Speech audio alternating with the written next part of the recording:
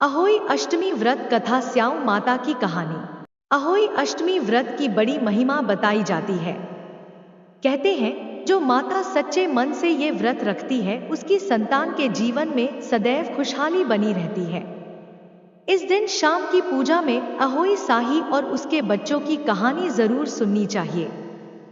अहोई अष्टमी का व्रत महिलाएं अपनी संतान की लंबी उम्र के लिए रखती हैं।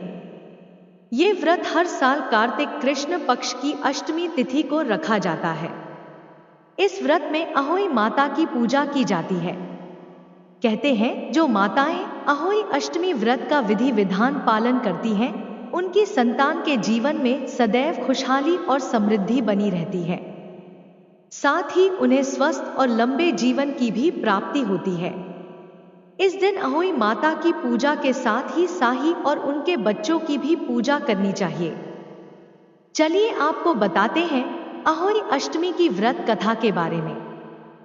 अहोई अष्टमी व्रत कथा। अहोई अष्टमी की कथा अनुसार प्राचीन काल में किसी नगर में एक साहूकार रहता था। उसके 7 लड़के थे।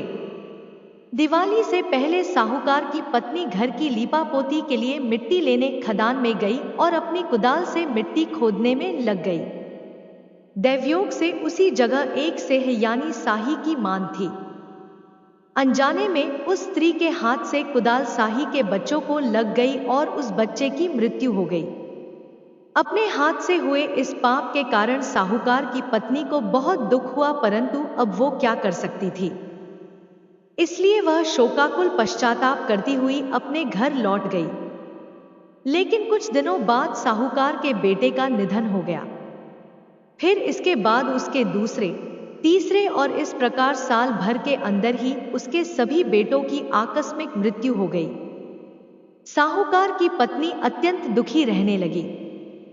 एक दिन उसने अपने आस पड़ोस की महिलाओं को अपने दुख का कारण बताते हुए कहा कि उसने जानबूझ कभी किसी के साथ बुरा नहीं किया, लेकिन हाँ, एक बार जरूर उससे अनजाने में एक पाप हो गया।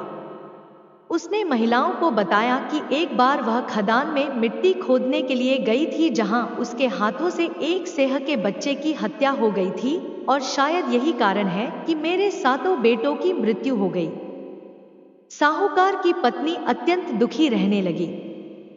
एक दिन उसने अपने आस पड़ोस की महिलाओं को अपने दुख का कारण बताते हुए कहा कि उसने जानबूझ कभी किसी के साथ बुरा नहीं किया, लेकिन हाँ, एक बार जरूर उससे अनजाने में एक पाप हो गया।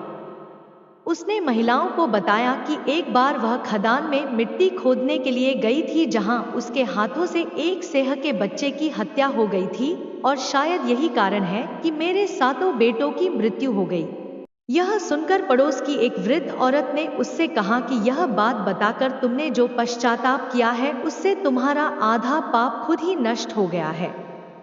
अब तुम एक काम करो कि उसी अष्टमी तिथि को भगवती माता की शरण लेकर सेह और सेह के बच्चों का चित्र बनाकर उनकी पूजा अर्चना करो और साथ में क्षमा याचना करो। ईश्वर की कृपा से तुम्हारा ये पाप जरूर धुल जाएगा।